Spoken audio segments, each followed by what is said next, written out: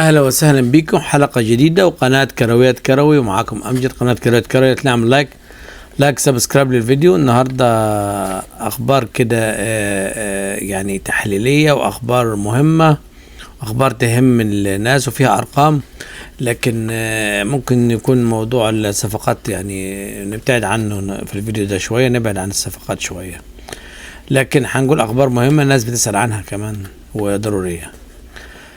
عناوين النهاردة: رسالة إدارة الزمالك إلى جمهور الزمالك. الخبر الثاني: الإسراع في ملف مدرب وصفقات الزمالك أمر ليس جيد بنادي الزمالك، أنك تسرع فيها هنقول ليه. علاقة لجنة التخطيط بجون أدوار. موقف ناصر ماهر وأحمد فتوح والمسلوسي. قرار مدوي بخصوص مونديال الأندية. 3 أسرار وراء مطاردة الكابتن الخطيب لاعبي الزمالك، نجوم الزمالك ورديف الزمالك. 3 أسرار خطيرة. ماذا لو كان الأهلي المصري مكان الهلال السعودي في مونديال الأندية؟ أخطاء الشناوي تسبب له أزمة كبرى. مكاسب قليلة للأهلي وخسائر كثيرة في مونديال الأندية.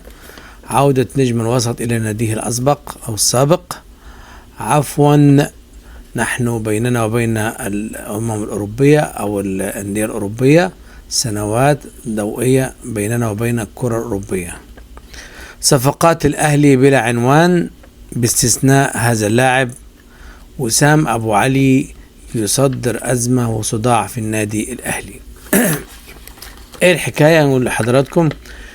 إدارة الزمالك بتطمن الجمهور، شخصية مهمة من داخل إدارة الزمالك، وشخصية مسؤولة من النوع اللي ولا يبالغ في التصريحات، وكلامه مصدر ثقة ومعروف في نادي الزمالك من أحد الأعضاء. يعني بيقول إن القادم إن شاء الله أفضل، وإحنا بنتعلم الدرس في سرية، بنتكتم عشان إحنا أكتر من مرة يعني الأخبار تعرف تفشل صفقات، يفشل موضوع مدير فني أكثر من مرة. فإدارة الزمالك بيطمن الجمهور في صفقات محترمة، في صفقات قوية، في لجنة المرة دي في أكثر من شخص شغال، في ميدو وكابتن حازم والأستاذ عمرو وفي الأستاذ جون إدوار، وفي لجنة سكاوتينج كان الأول المجلس هو يجيب الصفقات وهو يجيب مدير فني، وكانت العملية عشوائية. ففعلا الوضع مختلف، وطبعا طالما الوضع مختلف وكل واحد بيعمل تخصص وكل واحد له اختصاصاته، فده هيكون خير قادم، ومفيش اي مشاكل بين جون ادوار ولجنة التخطيط. بالعكس، ده ميدو بيدعم لجنة التخطيط هو وحازم والاستاذ عمرو الجنايني بيدعم الكابتن الاستاذ جون ادوار، وواقفين معاه ومضربين الصلاحيات. هنقول الخبر ده بعدين. عامة رسالة طمأنينة لجمهور الزمالك ان القادم افضل باذن الله. الإسراع في ملف المدرب وصفقات الزمالك من ضمن الأخبار. بيقول لك أنت لو أسرعت هيبقى المدرب يعني غير كفء ويبقى عشوائي، وممكن يبقى في مشكلة في الزمالك عايز مدرب ينتشله في مرحلة الإحلال والتبديل. وصفقات الزمالك في نفس الوقت بتبقى فيها تركيز وارقام، وايه اللي يفيد الزمالك، ما يبقاش فيه سرعه او استعجال زي ما حصل الفتره اللي فاتت وما كانش الصفقات كويسه، والفتره اللي قبلها كانت صفقات سيئه جدا. فمعلش الجمهور يصبر، الناس شغاله وفي توزيع اختصاصات وفي دقه في اختيارات الصفقات والمدير الفني، لكن ده كله لصالح الزمالك. دي اخبار كويسه بالنسبه لجمهور الزمالك. علاقة التخطيط بجون ادوار علاقة ممتازة، وميدو طلب بالصلاحيات الكاملة، وميدو طلب ان هو يشتغل لوحده استاذ جون ادوار وليه صلاحيات كاملة ويعمل لوحده بدون تدخل في اي اختصاصات، وميدو بيدعمه. مفيش اي نقطة خلاف لا بين ميدو ولا حازم امام ولا استاذ عمرو الجنايني ولا استاذ جون ادوار ولا اي حد من لجنة السكاوتنج، والناس متناسقة. واصلا ميدو هو اللي اقترح ان يجي جون ادوار والدنيا ماشيه، لكن ممكن الاعلام الموازي او الاعلام اللي هو ضدك بيبقى بيسرب اخبار لافساد المنظمه، لان اول مره الزمالك يمشي بنظام منظومه كرويه وهيكله رياضيه، فماشي بيها لو كملت. وكمان هم عايزين جون ادوار يستمر، مش عايزين يشتغل شهر ويمشي ولا شهرين 3 ولا كده، عشان كده موفر له مناخ مناسب.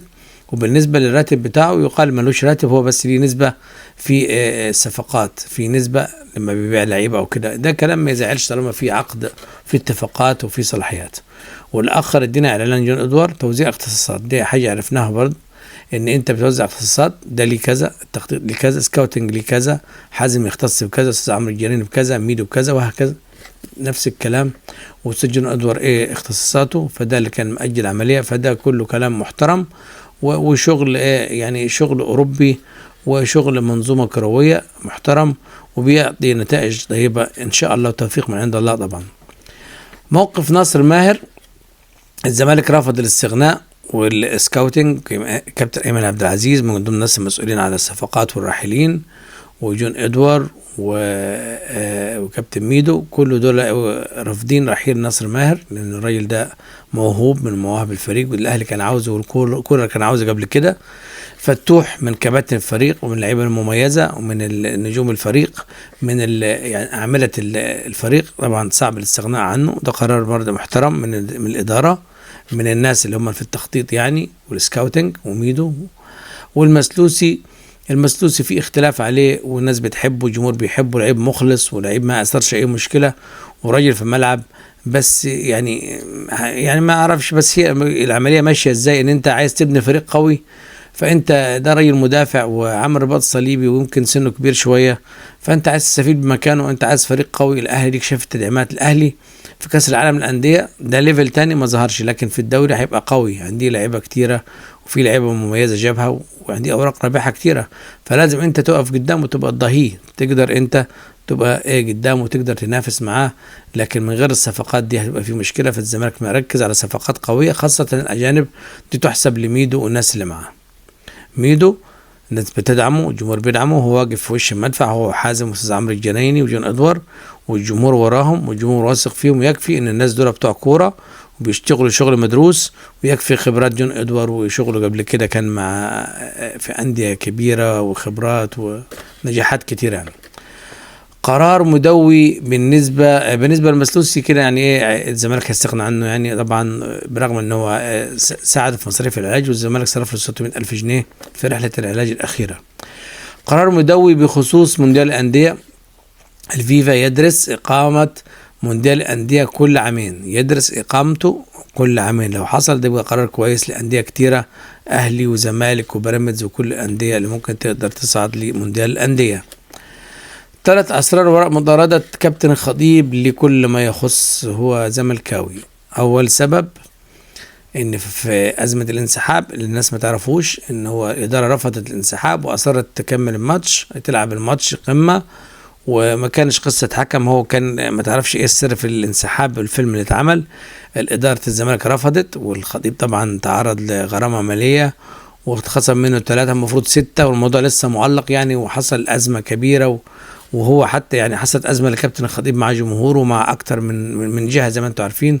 فطبعا هو بينتقم من نادي، من اداره الزمالك. الحاجه الثانيه عشان يحفل على جمهور الزمالك ويبسط الجمهور، دايما الكابتن الخطيب بيداعب الجمهور، بيلعب على وتر الجمهور ويبتدي يحفل على جمهور الزمالك. السبب الثالث الشعور الوهمي باللذه الوقتيه ولذه الانتصار. انا خدت زيزو، عايز مصطفى محمد، خدت امام عاشور، كنت هاخد جوميز، ويعني ممكن كمان لو مدرب ده ماشي يجيب جوميز، اي حاجه من ريحه الزمالك، المهم ان انا اعلم على الزمالك. دي الاسباب اللي هي كابتن الخطيب بيعملها. عشان كده زيزو صفقه شو، غير محمد علي بن رمضان اللعيب المؤثر، يعني محمد علي بن رمضان هو الصفقه فعلا القويه اللي جت في الاهلي، واسامه ابو علي طبعا.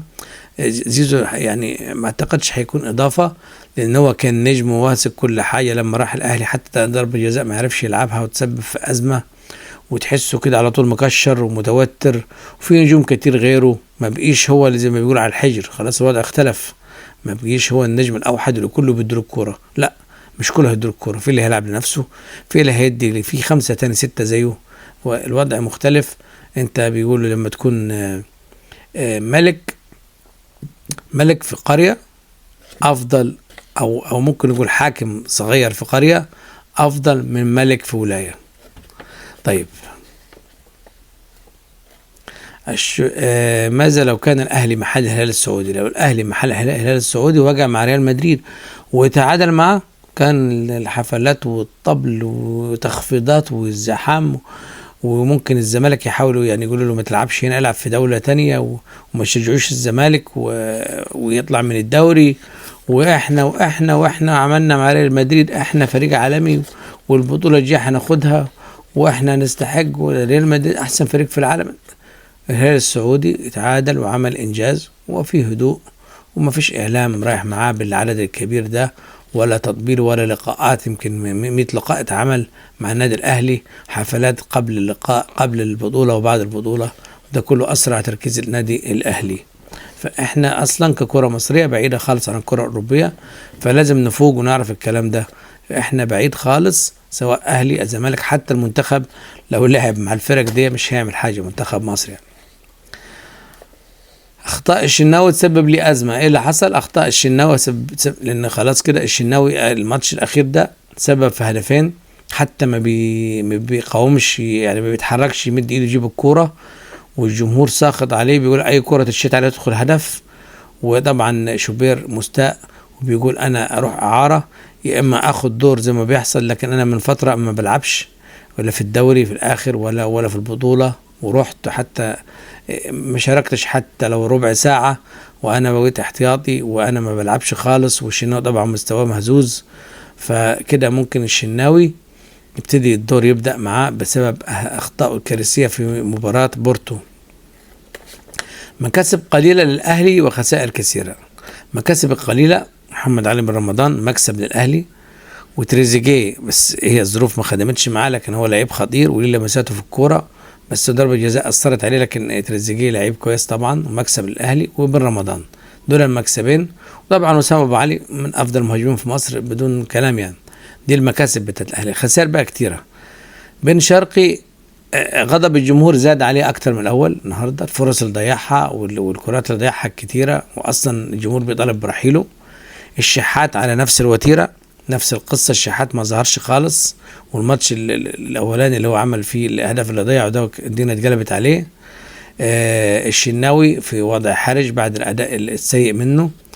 أشرف داري هو ماشي خلاص، أشرف داري هيمشي هو أصلا، والأهلي مش هيجدد له. عطية الله نفس الكلام.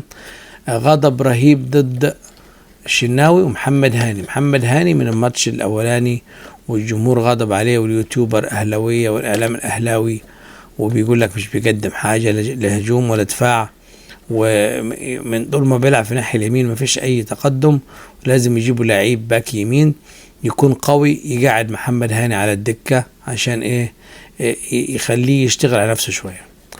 عفوا، نحن عودة نجم الأهلي حمدي فتحي خلاص هيعود بكرة القطري بعد انتهاء كأس العالم للأندية. عفوا، نحن نبتعد سنوات ضوئية عن الكرة الأوروبية وكرة أمريكا الجنوبية والأندية الأوروبية والأداء الراقي. احنا نبتعد سنوات ضوئية لفرق الإمكانيات، فرق الخبرات، فرق الثقافات. كل ده لو قلنا كتير فيه فروق كتيرة، فلازم نعترف بالواقع ونشوف ايه ونشتغل على قدر امكانياتنا، نبقى واقعيين، ما نضحكش على نفسينا عشان ما نلبسش في الحيط. زي ما شفنا الاهلي اخر المجموعه، ارقام الاهلي في البطوله اخر المجموعه المركز الرابع من الاربع فرق، تلقى 6 أهداف واحرز 4 أهداف، واحرز هدف ذاتي في نفسه ولم يصعد طبعا. وماتشين كانوا للنسيان. الماتش الاخير كان امام بورتو تعادل، كانت مباراة كويسة لأن الفريقين بيلعب لعب مفتوح، الاثنين تحس ما فيش خطة، كل واحد فتح دفاعاته. وفي نفس الوقت بورتو من فترة نتائجه سيئة مع المدرب، والمدرب كان هيشيله يعني كان هيتم إقالته من إدارة النادي، والنتائج سيئة من فترة ومستوى سيء من فترة بورتو، على عكس بالميراس اللي هو جاهز من شهر مارس. آخر حاجة عندنا صفقات الأهلي بلا عنوان باستثناء محمد علي بن رمضان. محمد علي بن رمضان وتريزيجيه هم الأفضل، والإعلام ركز على زيزو، لكن محمد علي بن رمضان لم يأخذ حقه من الدعاية هو وتريزيجيه، لكن هم الأفضل في الصفقات. وسام أبو علي سبب أزمة. وسام أبو علي كان جاله عرض ب6.5 مليون بعد تألقه وإحرازه هاتريك، وهو واحد من أفضل هدافي الدوري المصري، ممكن هدافين الأقوياء طبعا. العروض هتزيد والمقابل هيزيد، والاهلي بيحاول ان يخلي اللاعب مستمر كده، مستحيل ان يبقى. هيجيله عروض خياليه. ده الراجل جاب 3 أهداف في كاس العالم للانديه. دي كانت كل اخبارنا. كان معاكم امجد، قناه كروات كروي. يا ريت نعمل لايك، سبسكرايب، واي تعليق بكل احترام بنرد عليكم. وانا شايف الحمد لله كل الناس تعمل تعليقات بكل احترام، وكل الناس المشاهدين معايا ما شاء الله يعني منتهى الادب والاحترام، وطبعا تقديركم وخلص تحياتي للجميع، وإلى اللقاء في فيديو قريب. تحياتي لكم قناة كرويات كروي، كل ما هو كروي. تحياتي لكم وإلى اللقاء.